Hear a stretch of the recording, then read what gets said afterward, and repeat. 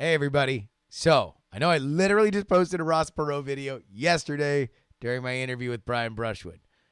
But with him dying, I did this thing on the Politics podcast wherein I edited down a 30-minute Ross Perot televised infomercial. He ran these in like October before Election Day in 1992. I took that 30 minutes and I edited it down to 6. Do me a favor and just listen to this 6 minutes. I want you to just write in the comments which current politician this sounds the most like. Because it reminded me of like 3 altogether. Take the Perot challenge. Entitlement reform.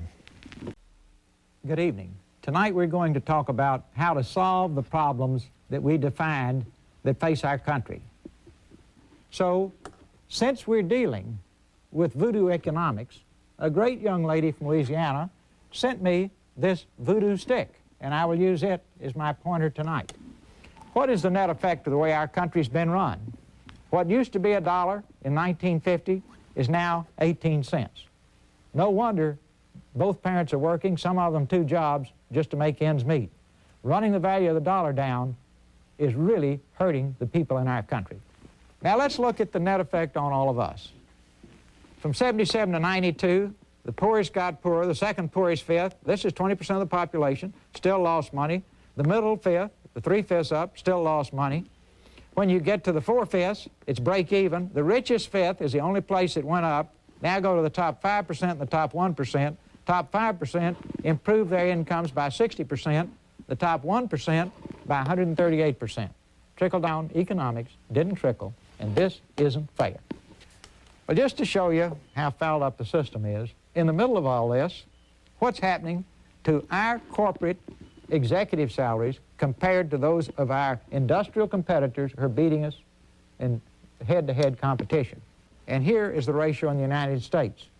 Trickle-down economics didn't trickle at all, folks. It all stopped right here. These guys want to make this kind of money. They ought to be TV anchormen, basketball players, or rock stars.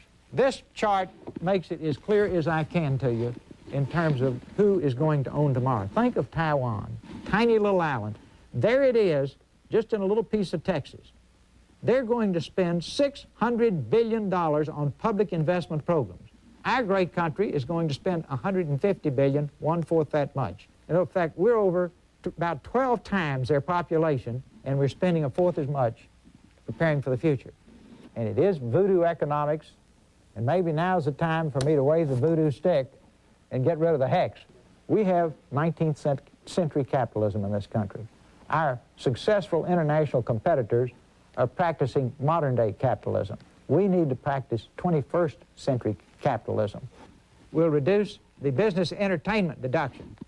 You know, kind of almost charge off anything against your income tax on entertainment now. We'll save $16 billion now. That money's spent right on the bullseye. Doesn't go in somebody's pocket to buy a yacht.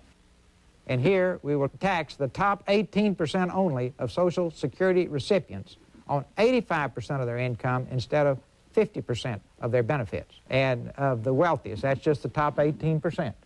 We're spending more than enough to have the world's finest health care. We rank behind 15 other nations in life expectancy and behind 22 other nations in infant mortality. We bought a front row box seat, air conditioned, and we didn't get to see the show. So if anybody wants the detail, it's right here. It will take an hour to go through every number here, but it all adds up. It is real. Could it be improved? Possibly so. Are we flexible to change it and improve it? Absolutely. But the thing we can't do is just sit here playing Lawrence Welk music, wonderful, wonderful, wonderful, doing nothing. This would be comparable to knowing you had gangrene in your toe and doing nothing and then wondering why you had to lose your whole leg. Eliminate PACs, political action committees. We've got to make our elected officials responsive to the people and not to the special interests. That's job one. We've got to eliminate all possibilities of special interests giving large sums of money to candidates, and we must leave no loopholes. We must limit political contributions to $1,000 and no other way. Today we hold elections on Tuesday. It's hard for working people to vote. They have to go early in the morning or late in the afternoon. Let's change it and hold elections on both Saturday and Sunday. Make it easier for working people to vote. We've got to require all members of Congress and the President to turn in excess political funds from prior campaigns to the U.S. Treasury immediately after a campaign.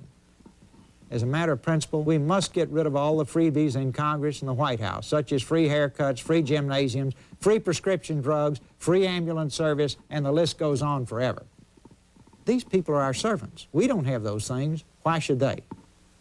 Congress absolutely must stop exempting itself from laws it imposes on us, such as the Disability Act, the Equal Opportunity Act, the Occupational Safety Act, Fair Labor Standards Act, and believe it or not, sexual harassment.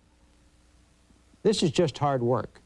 If we will do it, if we will team up, if we will make our diversity a strength instead of a weakness, if we will focus on a goal, and if we won't quit until the battle is won, we can pass on the American dream to our children, because we can do anything in this great country. That is the American dream. We can be anything we want to be. These are the things you sit around at night and talk about.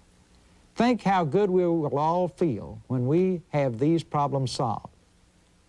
Together, we can do it. Together, we can do anything. I want to be around here when that happens. Thank you very much.